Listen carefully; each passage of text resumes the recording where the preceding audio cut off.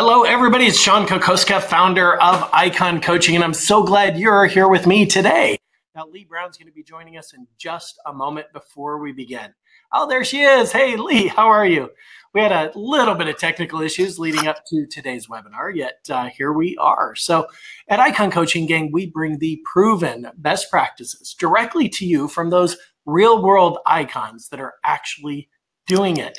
And today, I've got Lee Brown with us. Now, Lee is just a dynamic mega agent. She's a Remax agent, right, Lee?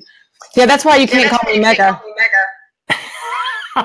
Massive agent, just huge, just an amazing agent. Lee, tell us a little bit about you. So, it depends on what you want to know. So I've been a realtor for almost 18 years. I joined my dad in the business and the year 2000 after getting tired of the corporate world where I was selling chainsaws. And prior to that, I sold stocks and bonds. And prior to that, I was a bartender. So that's my work life. And since I became a realtor, my life takes on a new path every year. So here we are where I'm primarily a broker owner who runs a team now. We'll sell around 75 million in volume this year. We've actually stopped chasing anything higher because we're very happy, but I know we're going to get into culture here in a little bit.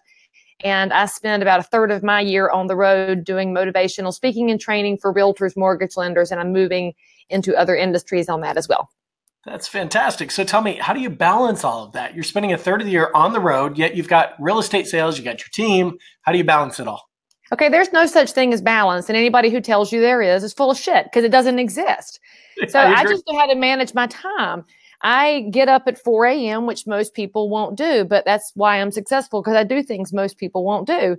That's why I learned how to put myself first. I run in the morning. I do my devotion in the morning, and then I rustle people up and get them off to school and work. If I'm home, if I'm not home, I rustle myself up and go speak, and then I get home. But when I'm home, I'm home. When I'm working, I'm working. So if that's balance, and that's what it looks like for me. I love it, Lee. Okay, so talk to me about, okay, let's rewind the tape. You just get into real estate, right? What were some of your defining moments? What really set your trajectory toward 75 million in production?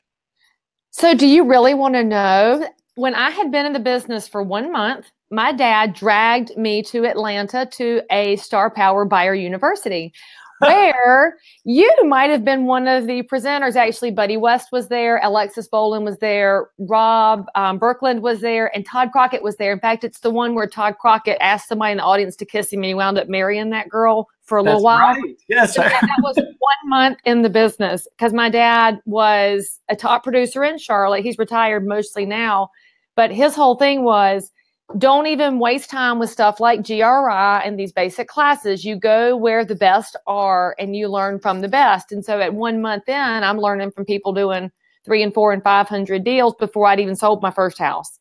So I was totally starstruck, for lack of a better word. And I didn't want to be anything but the top of the game. So my decision right then at 1 month in the business, and I was 24 years old, I want to be one of Howard Starr's.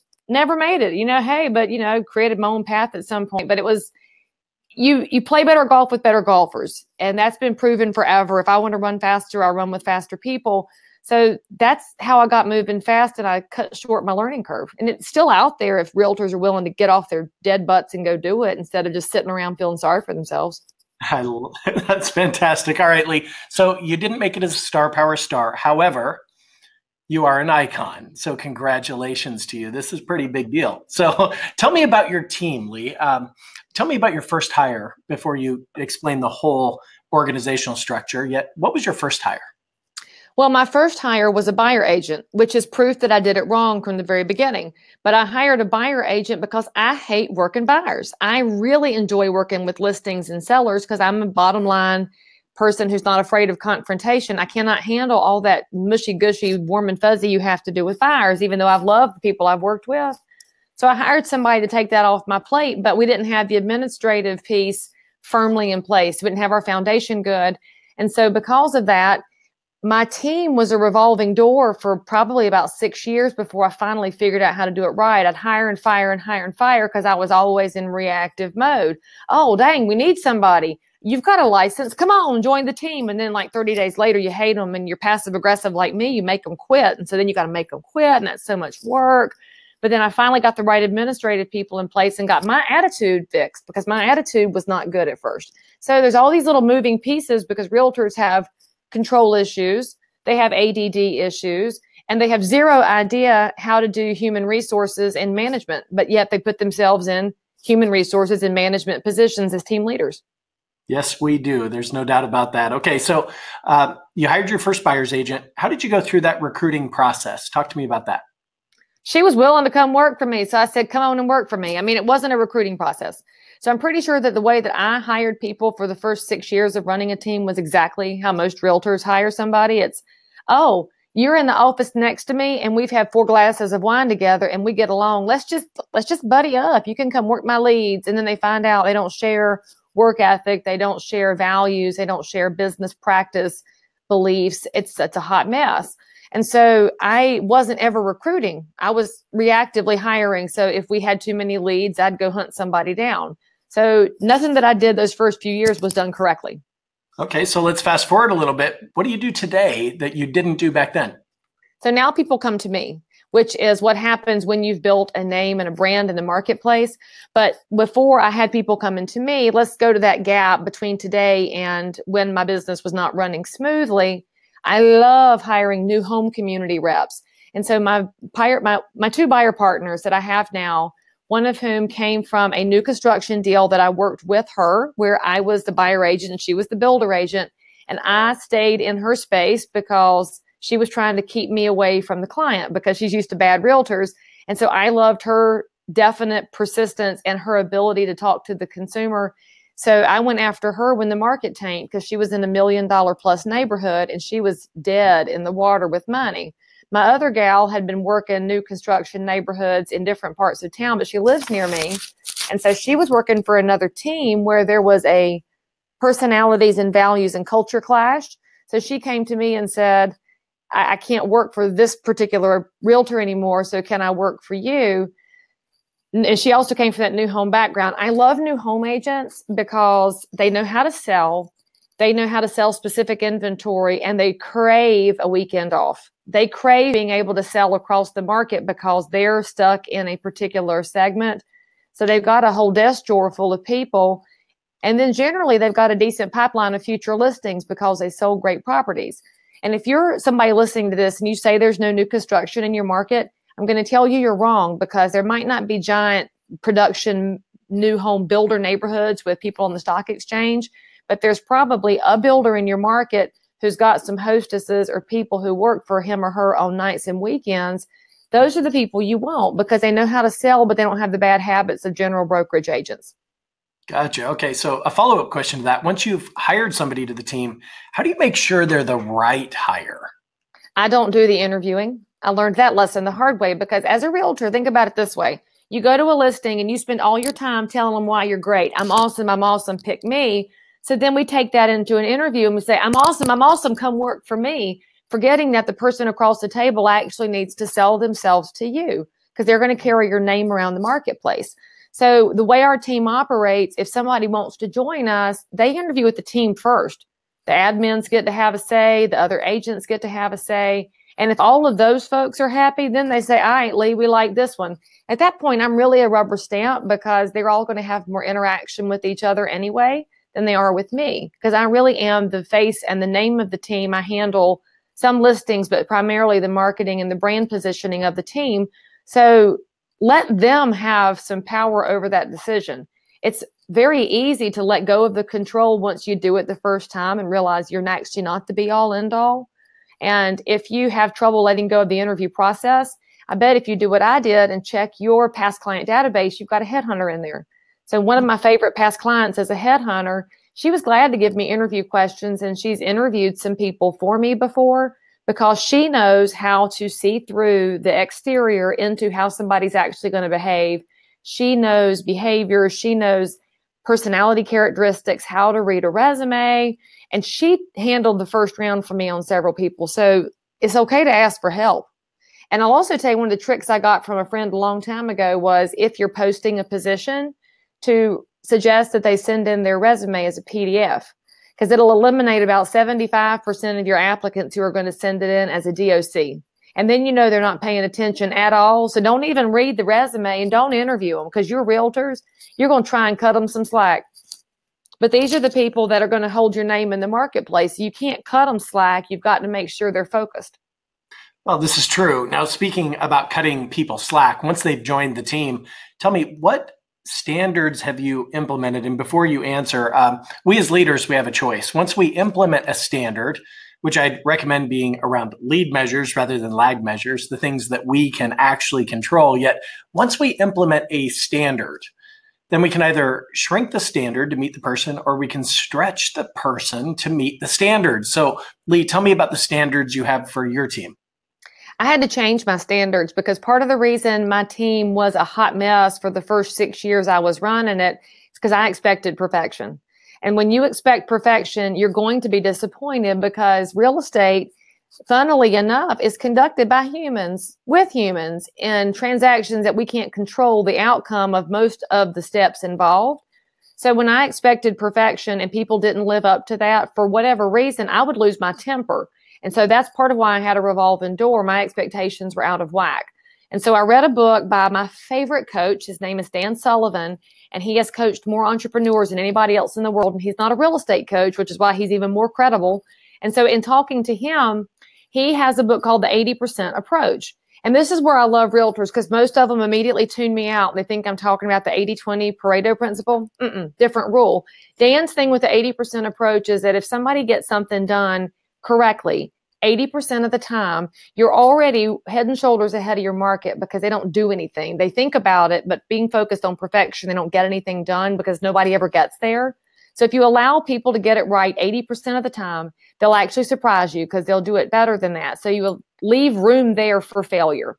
So it's a little bit different concept than what you laid out, but kind of in the same lines, because when I empowered people to make mistakes, and I created a happiness fund, which is $3,000 we have in the office at all times that anybody on the team can use for any reason to make a client happy and fix something. So termite inspections we forgot about, or refrigerators that got left out of the contract, or warranties that got lost between initial offer and final paperwork. The things that happen to us as realtors, I used to lose my cool over that. Now it comes out of the happiness fund, and I don't punish my people. It comes out of the team kitty. So it's not coming out of their paycheck, but because it's available, they actually screw up less. So they've got a safety net they rarely have to use, and they strive hard to be better than 80%. So you have to take a step back as team leader and realize you're not perfect either. You expect others to give you grace, but you don't want to give them any quarter. So that book is amazing. And by the way, he also says, if they get it right the first 80%, then when they get the next 80%, well, now you're at 96%. So you're crazy head and shoulders ahead of the rest of the world just by allowing that gap. Interesting. Yet so many realtors, they're control freaks, right? And what we recognize in business is that we don't need to be control freaks. What we need are controls. So that reminds me of Susan Scott's methodology around the decision tree. So everybody just picture a tree in the middle of a wide open field. It's summertime. It's in full bloom, green, just gorgeous, right? Huge tree. See, if this tree loses a leaf, well, it's not going to die. If it loses a twig, it's not going to die. If it loses a branch, well, it's not going to die. However, if the trunk gets severed, of course, the tree is dead. So within your organizations, my input would be identify what are the leaf decisions? What are the twig decisions? What are the branch decisions? And what are the trunk decisions that you have to be involved with? So Lee, I love your attitude around this. I think it's brilliant, recognizing that there is no such thing as failure, only learning experiences. So great job, Lee. Thank you for that. Now, to describe for me your leadership style. I don't know that there's a word to describe it, because I am not a micromanager. I am not a rah-rah woo-woo person. I don't do very well with that, because if you look at the classic DISC personality traits, I'm very high D, so I don't have much room in my life for the warm and fuzzy, which most people need. So I don't really even do the lead by example thing, because I kind of expect them to do a better job than me. So my example may not be as good as what they can perform to within their own levels. So I just try to lead with energy. And I guess it's if I'm willing to do it, then they should be willing to do it. But if I'm going to ask them to do it, I should be willing to do it as well.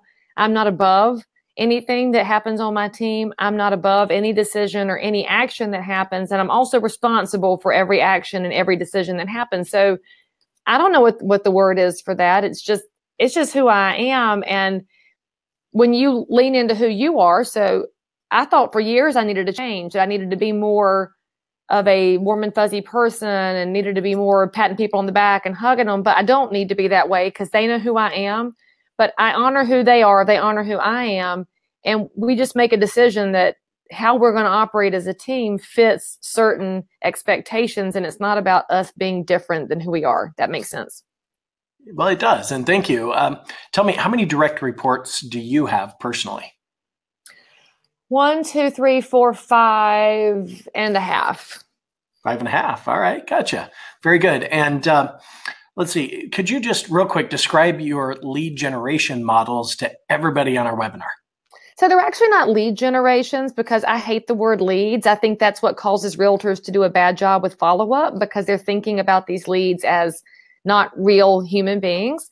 So we think about it as client generation. And when you think about it, that little tiny difference, and you've been in the business a long time too, you know, the smallest changes, especially in your language, are what flips your business around. It's not this very expensive gadget you found or the coach who has an ad on Facebook to get you 100 new listings. It's none of that. It's thinking about things differently because I love talking to realtors who complain about internet leads and they say they're all bogus. And I ask them, how many did you call? Well, they didn't call any of them. They just assumed they were bad because they came from the internets.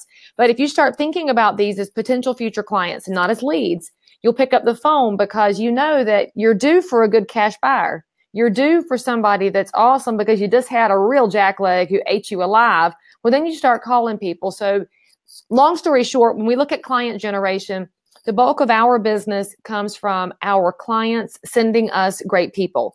And by the way, we don't call them referrals because to the average human being out there, the word referral means money. And I'm sick and tired of how realtors only talk about money. It's ridiculous. And it's why people hate us so much. So we don't ask our clients to refer us anybody.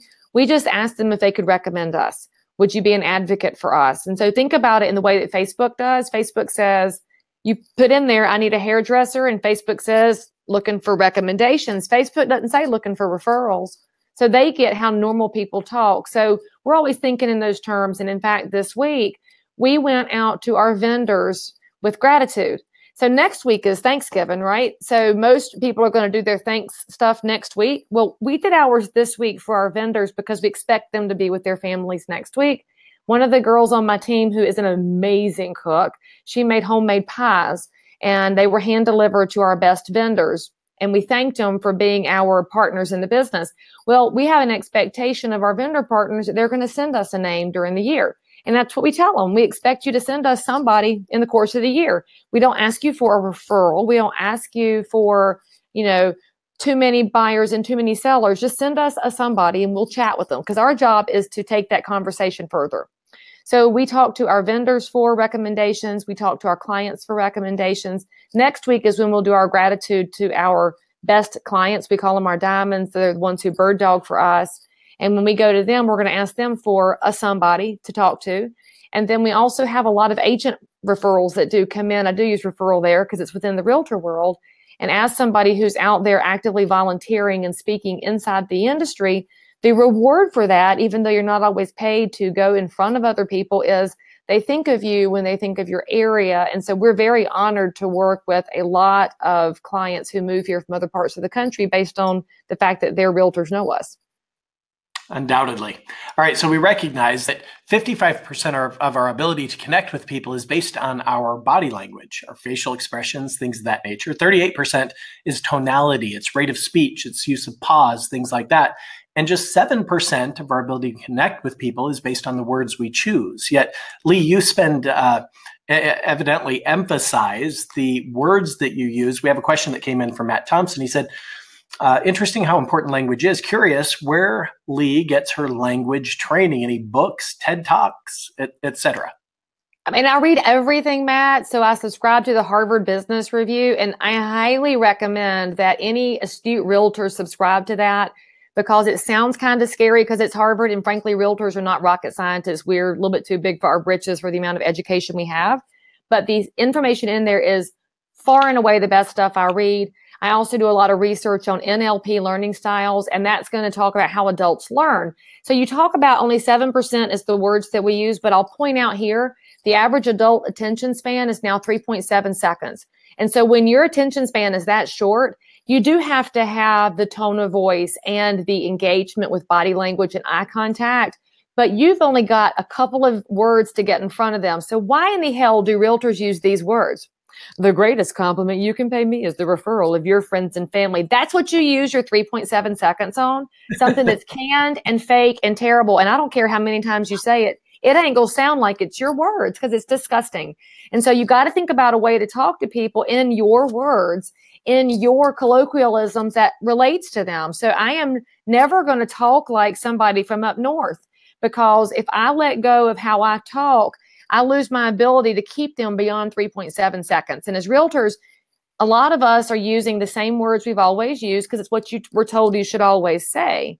And that's got to be tweaked and toned over time. So also, by the way, when you're looking at doing research on what to say and how people react in time frames, you need to go to HubSpot.com. That's HUBSPOT.com. They have tons of stats on how many times you have to reach out to somebody to turn them into a client, how quickly you need to respond to inquiries, whether they're telephone or website or email, what you need to do with calls for action. It's full of information. And again, it's not a real estate centric website. It's consumer centric and the general sales and marketing world. So if you're going to be a realtor who's different, you have to get outside of these real estate channels because that's not where everything lives. Gotcha. So Junkie, who's one of our fantastic coaching clients. Hi, Junkie. Thanks for being here. She said, what do you say to your vendors when giving gratitude? Thank you. Ta-da! But no, we went to the door and we said, thank you for making us look good. And that's really what it boils down to. It's not about thank you for making $4,000 because I sent you that much business. And I know some realtors do that. And it's really icky when they want to throw the amount of business they give at somebody. Because again, this goes back to how realtors love talking about money. We just go to our people and thank them for making us look good because our clients tell us that they love William Bryant. He's my appraiser. He does our measures, and he has been an amazing resource for us when we're doing adjustments on CMAs even, because we'll call William and say, dude, how much can I give for an outdoor fireplace? Because as realtors, y'all like to make numbers up and you feel a number. You're like, I feel like that outside fireplace is worth $5,000 and your emotions should not be pricing a house. So I can call William and say, how much is that worth? And so he's helping me throughout the year, whether he's getting paid or not. Just like we as realtors help people throughout the year, whether we're getting paid or not. So when you go to the door and you say thank you, and yes, we lay a hug on them because I really love the people that we're partnered with because they make us look great. And what I find to be interesting is that most realtors don't thank their vendors. They just make demands of them. I expect you, my lender partner, to be available 24/7, even though I want a day off. And I expect you to pre-approve this person at 9 o'clock at night, even though I'm going to bed. And so we're do as I say, not as I do. It's just an opportunity to slow down and go to somebody's house and say thanks because you're making me look good. It also is a subtle reminder that as they're out there with your clients, they're carrying your name forth. So if you've got vendors that you don't like enough to bake them a pie and that you won't go to their house and hug them, you need to change your vendors because there's a disconnect. Got it. Agreed. No doubt about it. Okay. So Lee, what are some of your sources of business? Where does most of your business come from? Let's start there. Well, like I said, the bulk of our business comes from clients who send us people. So we reach out to them on a regular basis and say, who can you tell us to call? Who do you know? But we never say, who do you know that needs to buy or sell a home? Or the market's hot. Who do you know that's hot? I mean, you can't use some of those old tired phrases because too many realtors do. We just call and say, hey. So I'll give you an interesting factoid here that will help you call people because I know y'all don't call your past clients and I know you don't call your sphere. You're going to tell me you do, but I know you're lying because I'm also a broker. I can pick up somebody's phone and I go to their past calls. The red ones are outgoing, incoming, and the black is outgoing. So if you look at my phone, can I see with the light here? See all the black calls? That's all outgoing. I make a bunch of outbound calls. You're realtors. You don't. You like inbound calls. Okay. So you got to be honest with yourself and look at your phone and see how many outbound calls you have. And so you're going to call people, and you don't have to do that whole Ford thing, family, occupation, recreation, dreams, because maybe you're like me and you don't care about what's going on in their family. Don't really remember what their job is. And if you don't like those things, why would you ask about their hobbies, much less their dreams? So you only call the people you like. And what I was saying before I rabbit trailed is that if you look at psychological research, the average adult can only maintain 100 relationships. 100. So I'm going to suggest that your sphere is not as big as you think it is. You've got a database which has 12,000 names in it, but you don't know all those people. If you ran into them at the grocery store, they would not know you. So why should they call you for real estate? However, in that 12,000, there's 100 people with whom you actually have relationships. So let's say that you're realtors, so you're better than the average American. Let's give y'all 150. You're the advanced group. So still 150 that you actually know well enough that if you were at the grocery store, and that's always my rule of thumb, if they would come speak to me when my children are acting the fool and I don't have my face on and I'm wearing yoga pants, then they're in my little 150 core of people. The people who don't know you that well, if your kids are acting the fool and you look like crap, they're going to walk the other way. So it's a great way to think about it in terms of how we live in life. So those people, when you call them, you would never call and say, hey, how's the family? How's work? What's your hobbies? What's your dreams? You'd call them and say, hey, I was thinking about you. What's going on? And they're the ones that actually answer the phone when you call. They're not going to screen you. They're going to say, oh, hey, I'm so glad you called. It's good to hear your voice too. So if you think about this in that way, you're going to call those 150 people and it's comfortable. And then they're going to probably say to you, well, what can I do for you? Because as realtors, we're often always out there, push, push, push. We should be in pull marketing. And when you talk to the people who actually like you and love you, you're going to pull in the business because they'll say, what can I do for you? And you'll say, oh, well, just, send me somebody to talk to every now and then. Somebody says real estate, you say Lee Brown. And that's what we've trained our clients to do. If you hear real estate, you say Lee Brown, and we practice it at the closing table. And so if you hear real estate, you say Lee Brown. If you hear real estate, you say Lee Brown. See how easy it is to train anybody. Now Sean's going to be trained to send people to Lee Brown, but you do this with people. And then when you're on the phone with them, it's so natural. And then it doesn't feel like prospecting because you're calling the people with whom you're in relationship. And so that's what leads us to a ton of business. And so our very best 150, they're all next week going to get a Fraser fur wreath from the North Carolina mountains as their thank you present. I don't do the pie days you see a lot of realtors talk about on Facebook. They're giving away 3,000 pies. And that's not who my team is. My team gets a truck full of wreaths and we drive it around to people's houses and we knock on the door and we hug them. And those people all send us a name within 48 hours because why? They saw you, hugged you, remembered you're in real estate, and now they heard real estate. They said Lee Brown. So I know it sounds like it's not enough to drive big business, but my team's going to do 280 sides this year and we're not buying leads from Zillow. We do have Boomtown, but we use it as a buyer management tool, not for spending tons of money on lead generation. We're not using Conversion and Commissions Inc. because you're dropping a couple $1,000s a month on cold things that you're not calling because you've got call reluctance and you're nervous, and then you're not following up, and then you go broke. So why don't you lean back into the people who already like you and just remind them you're in real estate? So that's the first category, is our clients who send us names. Again, the second biggest category is agent referrals. So if you're an agent who wonders why you don't get any realtor referrals, maybe you haven't gotten outside your market and you haven't gone to conferences and conventions or raised your hand when somebody said, who can teach or be on a panel about listings? Because you said, oh, I'm not going to share all my ideas because my competitors will steal it. You know what? If you get into an attitude of sharing, you'll find out you receive far more than you give. And Sean can vouch for me on this. I can tell you in front of a classroom, every single step of my business, how I make money, how I hire people, how I get people to call me, how I close a listing presentation. And of the 1,000 people in the room, 2 will implement something because the rest of them are going to either say, won't work in my market, or they'll write it down and then get distracted and they just never get anything done. So start sharing. If you really want referrals, you share. That's a long answer to your question. Well, that's okay. So that's where most of your business comes from. Are you doing anything in terms of outbound lead generation, expireds, for sale by owners, anything like that? No, I don't like for sale by owners because they don't like us. Frankly, I've gotten to the point in my career where I'm done dealing with people that don't like me. Now, I know there's realtors out there that enjoy the chase, but I don't like rejection. So I avoid for sale by owners. I do enjoy working with listings that fail to sell. I don't call them expired because they can be revived. And if you start thinking about it differently, you actually will get more of them to talk to you. You can't be icky, sending them like 1,000 things. What we do if some listing has failed to sell, we'll drop off one of our seller workbooks at the door with a note that just says, if you're interested in interviewing, we'd love to chat. And we don't call them. I know there's a lot of realtors that have great success using things like these calling services, and they're using robo-dialing, and that's fine. My team doesn't have a desire to be 50 people. We don't need to do 1,000 sides. We know who we are and where we are. So I'm not going to go after the nastiest business. But if we pick up some great people because we're available, that's really cool. Now, I do pick up great people from video.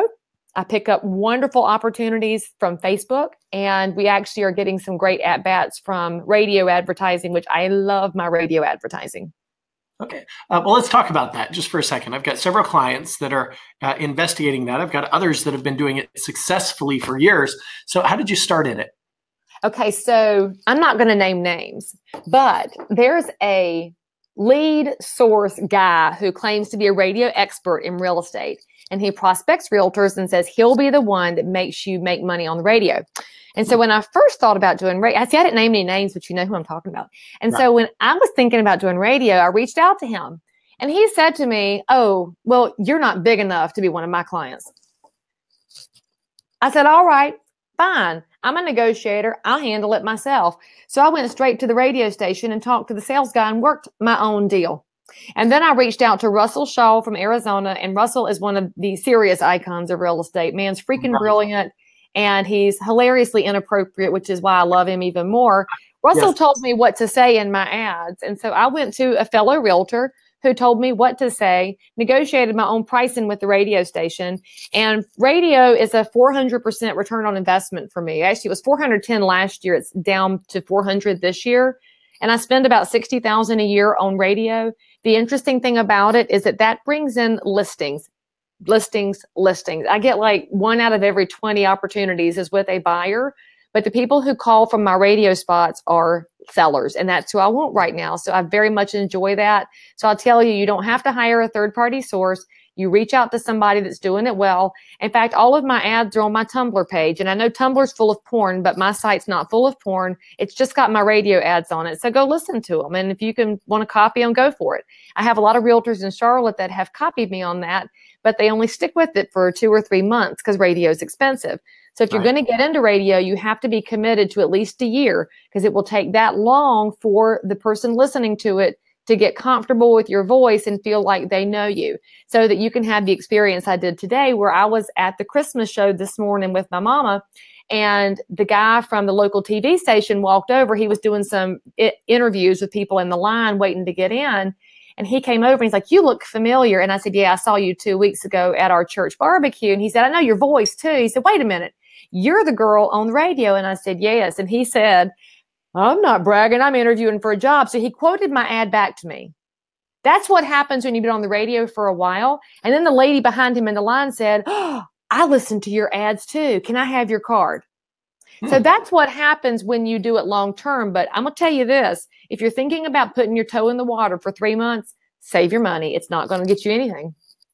That's great advice. All right. So Matt asked us, tell us more about video.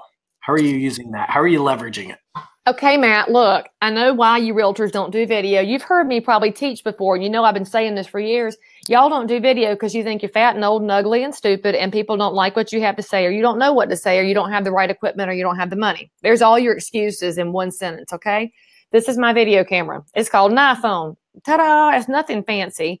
And I video like this with my arm. It's a selfie-style video because when I've shot real, actual production videos, they don't get the hits that my selfies do because consumers like genuine content. And you think about what's popular on the internet. It's like that stupid Chewbacca woman that drove us all crazy who had like 1 million hits and she finally got paid by Kohl's and wound up on Ellen. If that had been a professionally done video, nobody would have watched it. So when you're using video, first of all, do it where you are when you're in the moment, even if you're not going to be perfect. Don't go in and edit your thumbnail to where you look cute because people don't click on my videos with good thumbnails. They click on the ones where I'm frozen like this. because I think they're concerned about me. So you can't be vain to do video, and you got to keep them short. So on YouTube, 1:40 is where consumers click out. And there's tons of data to pull on how long you should be on a video. The best ones are, of course, 30 seconds or less, because people have short attention spans. And especially if you're boring, if you are a monotone, dreadfully dry person, you better keep it real short. But there's no reason for you to make a video where you're talking about days on market and list price to sales price and median sales price in your area. Who wants to watch that? Why are y'all putting videos out there nobody wants to watch? Or you go to an open house and you're like, oh, look, the living room, the dining room, the kitchen. Come see me. I'm at an open house. I'm bored. And you're making yourselves so awful, but think about the best part of you. So when you're talking to a seller and you're engaged, or you're working with the buyer and you're in the house and their little eyes are sparkling, that's the you that needs to be on video, where you're saying, hey, y'all, I'm going to give you 30 seconds. These are the tips for getting your house ready when you've got 3 kids under the age of 5. And so they just called with the showing. So you say, do this, do this, do this. Boom, I'm out. Those are the videos that work. And so if you go into that kind of a mode, people will watch everything you put out there. And don't be deceived, because if it says you got 20 views, remember that the 20 people who watch how to get out of the house when you've got 3 children under the age of 5, those are people with children under the age of 5 who are probably thinking about selling. Now, you won't know who they are because it's views. They reach out to you later, though, and then you get phone calls like I do where they say, I've watched every video you have. I already know what you're going to tell me. So then you have this opportunity to be a very authentic person and put your information out there. So transparency is important with video. By the way, when you make one, hold it sideways, because if you do it horizontally, you don't have black bars beside your face. And if you hold it up, it takes the chins and makes them thinner. So you look 20 pounds thinner. So that's a very good thing. If you're going to be riding down the road doing one, don't cut the video on till you stop. Make sure you're in good, safe video, or that safe video is important. And if you're going to do Facebook Live, which, by the way, single best source of video out there, because it's conversational. So it'll scare you the first time you do it because you're live. But people are going to be commenting. Say their name and say, hey, Matt, I'm glad you asked that question, and then answer it. And then John will pipe in and say, oh, John, hey, I saw your question too. So if you've watched any of my Facebook Lives where I do Q&A with realtors and with consumers, people ask a question and I answer it back. And so it gets really engaging. And when they do that, they hit share. And when they hit share, more people watch it. So you're actually organically building your audience, and then they're going to see who you are as a human. So if they see you being dry and dull and dreadful, they're not going to call you unless they're really dreadful people. And do you really want those people as clients? I didn't think you did. So if you want really amazing people, you show them who you are in your videos. Now, one caveat, if you're going to make a video at someone's home, get permission from the seller.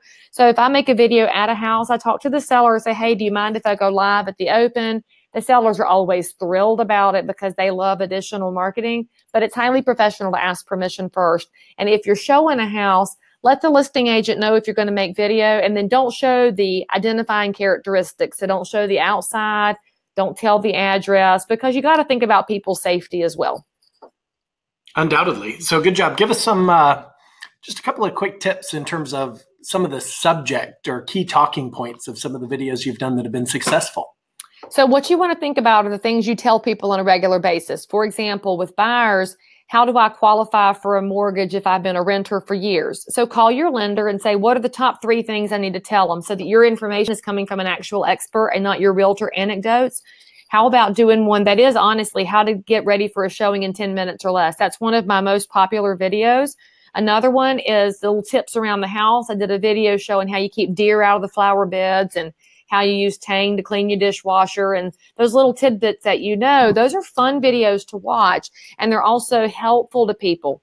You do not sit there and be all HGTV saying, oh, the color is X. No, if you want to talk about paint color, get you a can of sea salt by Sherwin-Williams, which is the best neutral. Show yourself painting a wall and say, this is what sea salt looks like, because that's powerful imagery for people. Also shows them that you're a realtor who's not all fancy, dressing up and driving around, getting paid for doing nothing. You can do videos on investments. I had a highly successful one that was a Facebook Live we did about how to buy your first investment property, because most people have thought about it, they've heard about it, but they're scared of it because there's all these moving parts. And frankly, most realtors are chicken about it too, because y'all never took the leap and bought your own rental property either. So if you're that realtor wanting to make the video, partner up with a property manager, partner up with your lender, and maybe partner up with a realtor in your office who is an investor or who works with investors and say, would you help me learn how to do this properly? There's all kinds of opportunities to partner up and give people what they want. Right now is an ideal time to talk investments because we're heading into the end of the year. You can probably help somebody get some money squared away before they hit tax time.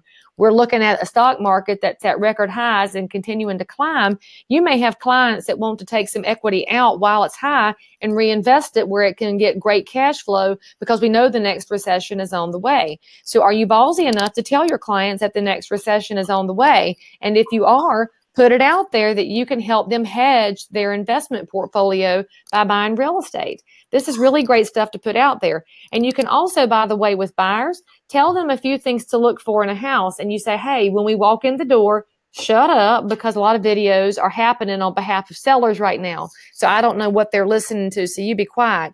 Hey, we're not going to use the commode at this house because that's kind of bad manners unless you're having an emergency, in which case clean up after yourself.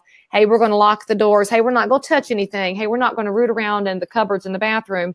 So you can show people how to behave and what their expectations should be using video. A lot of times it's stuff you've been saying in emails for years. Oh, another good one is buyers often in that pre-buyer consultation that many great realtors do, you go over the contract paperwork, the offer to purchase, and you kind of go over all the legal points, and they're totally glazed over because it's way too much information. They're not absorbing it because all the buyer really wants to know is, when do I have to write a check? Because people don't carry checks around anymore. They're in the junk drawer in the kitchen. So you've got to be able to say, look, I need you to go ahead and dredge up 3 checks. You're going to have to write one for the loan application. You're going to have to write one for the earnest money deposit. And you're going to have to pay the inspector unless he takes credit cards, in which case you need 2 checks. So, hey, so there's a video. So y'all can make like 5 of them right away. And if you're chicken to do Facebook Live, you could make all 5 videos when you're in a good mood and your hair's fixed and you sound okay. Not when you sound all Katharine Hepburn like I do today. And then release one a week. And so you can be giving yourself, we call it in the can. So can several videos and release them periodically. But don't do them all on the same day because that's wasteful. And we don't do them when we're in the can. All right. So, it kind of piqued my interest when you were talking about real estate investing, because I just want to share real quick with everybody the best and highest return dollar per hour that I've ever received in my life. Hours invested versus dollars returned. Here's what I did, Lee, and you'll get a kick out of this. I assembled a team of promotion partners as well as panelists. So these promotion partners consisted of a CPA, an attorney, a 1031 tax deferred exchange specialist, a property manager, a financial planner, an insurance agent, a mortgage loan originator. And I pulled these guys together and said, listen, here's what we're going to do. Collectively, we're each going to market a real estate investor seminar to our respective databases. See, I recognized that I could invite my 2,500 people from my database, or I could involve them and invite 12 to 14, 15,000 people to a real estate investor seminar.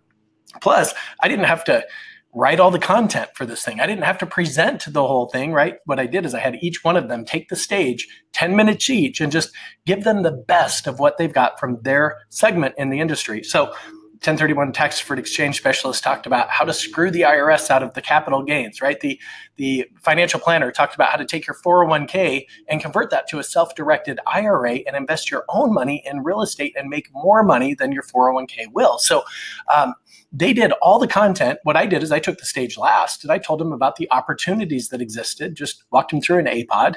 And then at the end, we just went to different sections of the room and I said, hey, the CPA is going to be over here. The attorney is going to be over there. They're going to tell you about how to set up an LLC, and the 1031 guy, he's going to be over here, and so on and so forth. And it was kind of like mini breakout sessions so they could all go ask questions. I'll tell you this. Here's the end result.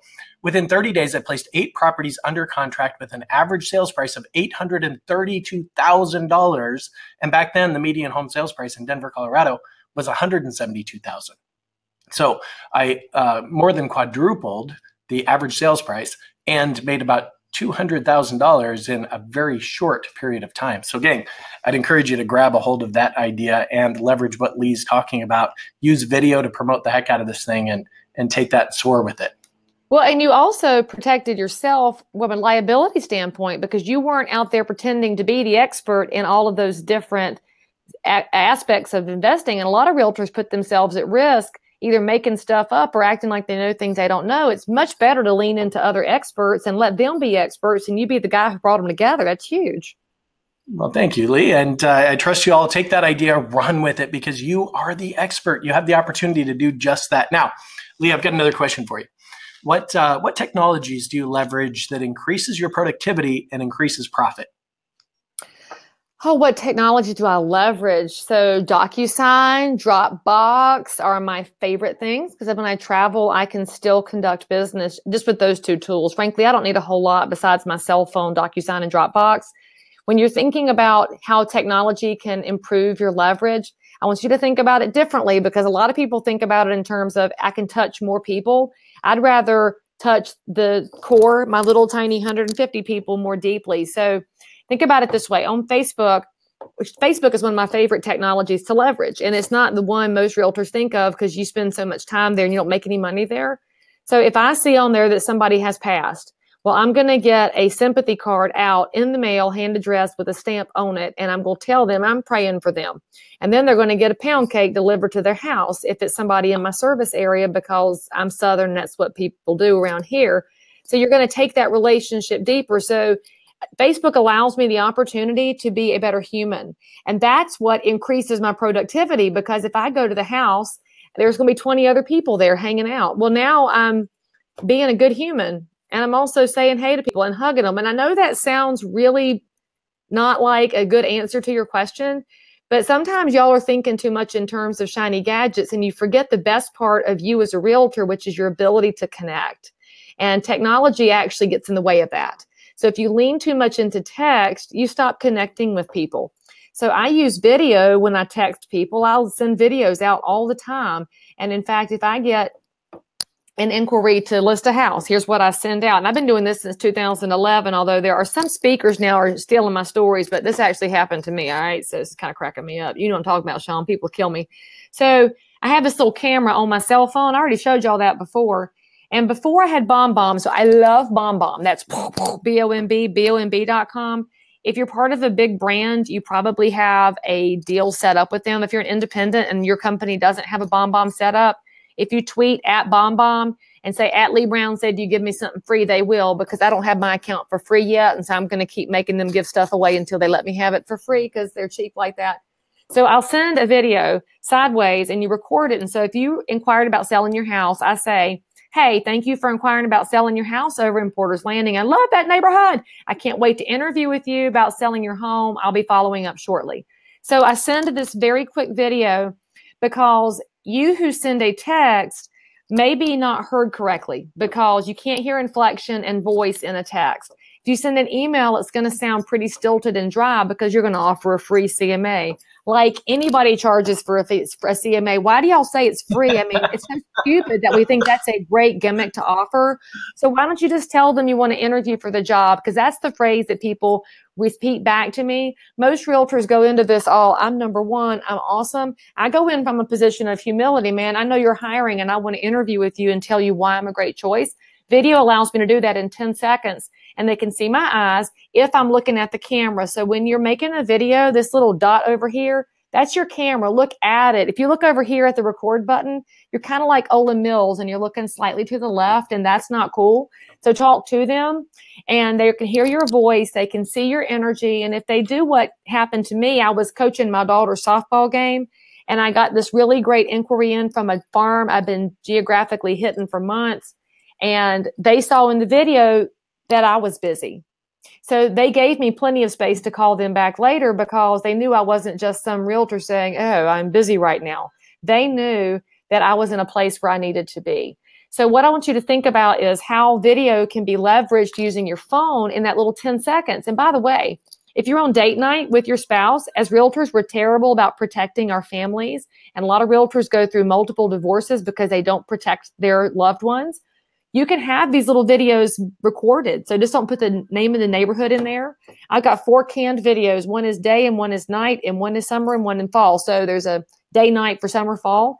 And that way, when I send it, it looks very authentic and from the moment. And if I got an inquiry that came in during date night, I can run to the bathroom and send the canned video while I'm in the can, see, but there's not any live recording going on. But then I can get back to the table in a reasonable amount of time and make sure that I'm where I'm supposed to be, but also respond to the consumer quickly. So from that standpoint, it's huge. And I'll tell you, we do the same thing with buyers. And so when a buyer inquiry comes in, send a quick little video that says, hey, thank you for inquiring about, whatever house it is, use the street address or use the neighborhood, and tell them you're glad to be their resource and you're glad to tell them what they can't see in the photos. That's why people respond to us, because we say, hey, let us know if you want to know what you can't see in the photos. Most realtors are leaning into the photos because you're trying to fake it through MLS. Don't fake it anymore. You've seen the house. You've been in there. If it's a cat house, you know it. And so you can tell them, well, it's a cat house, so you're going to have to do a couple of modifications before you can move in, because the honest realtors do best. So that's just a couple of small things you can use, but I couldn't live without video in my business, to be honest with you. Gotcha. So when you shoot a video, you send it text, you send it email, do you do both? Both.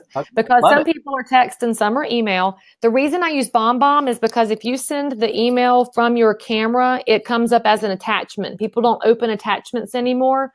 In BombBomb, it comes up in the message with a little thumbnail and a little arrow, so they hit play on it.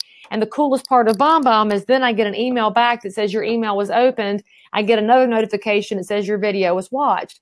So if I had 8 buyer inquiries come in on a new listing and 2 of them watched my video, those are the 2 I'm going to go after first because they're the most likely good prospects. Makes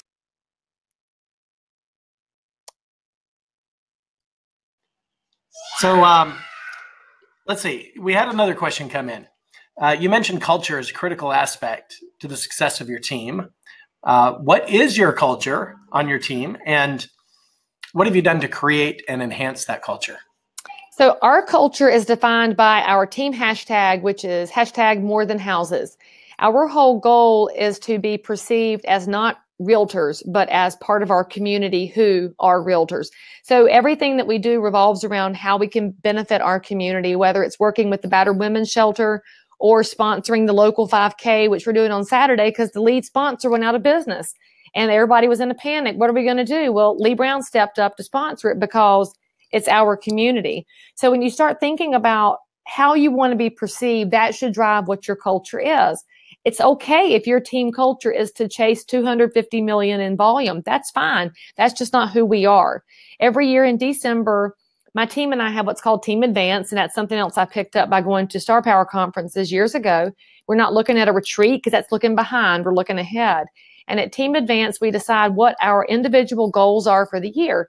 And that individual goal setting time includes monetary goals, vacation goals, family goals, development goals like reading. Is it travel? What does somebody want to accomplish during the year so that we can help hold one another accountable? When we got into the process of really digging deep into all the levels of individual goals, our team got tighter and tighter. And so our culture now completely comprises of how we can make the client experience better every single time while we are an active, engaged part of our community. If you stop thinking about commission dollars, and if you stop thinking about transactions and deals and volume, your business is going to grow because you're going to be a better human doing real estate instead of being just another realtor. I don't ever want to be perceived as just another realtor.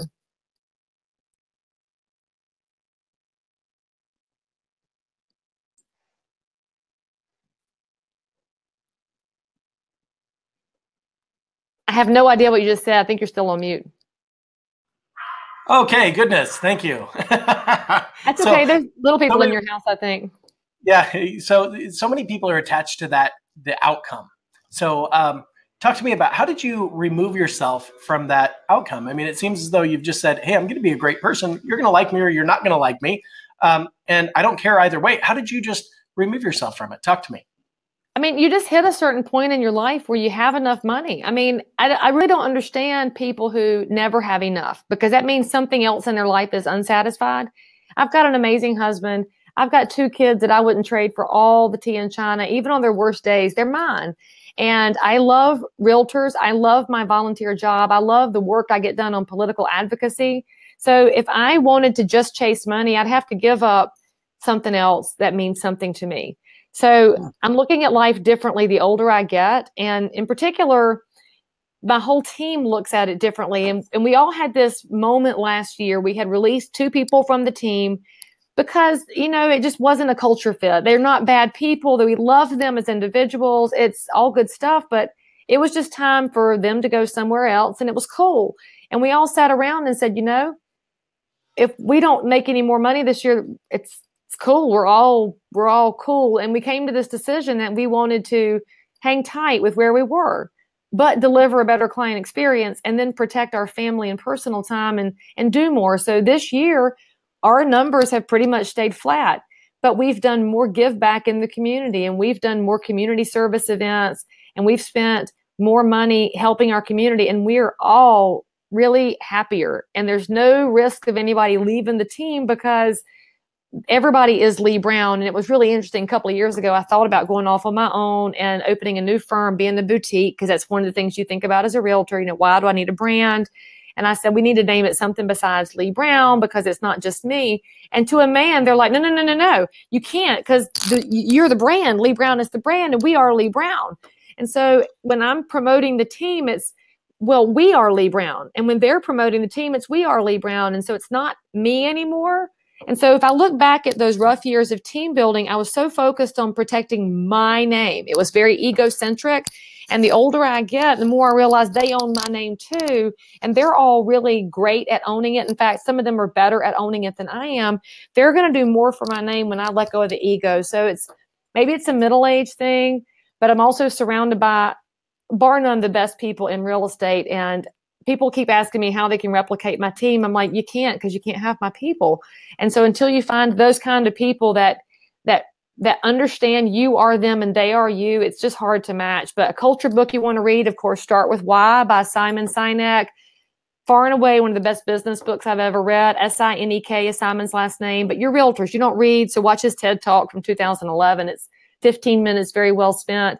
When you understand why you do real estate, it's going to change your game. You're going to realize you're not actually doing this for the money. And that's why you're unsatisfied, because money's not an end of itself. And you're going to realize you don't do this because it's got flexible hours, because it doesn't. And you don't do this because it's different every day, because that's what drives you crazy. But you're doing this for something. Maybe it's because you're an educator, or you're a nurturer, or you're a problem solver. So once you start figuring out why you're doing this, it's easier to surround yourself with people who share that. And then you're going to find that it's a much happier existence that you live. The last thing I'll add to that is that this year in July, my 11-year-old had some really major surgery. And I took the month of July off to be a mom. And of course, there are people that are like, oh, your business is going to fall apart, blah, blah, blah, blah. You know what? I didn't miss a beat, because I'm surrounded by people who say they are Lee Brown. And then my clients all knew what was going on because we alerted them, and they called the office just to check on Timmy.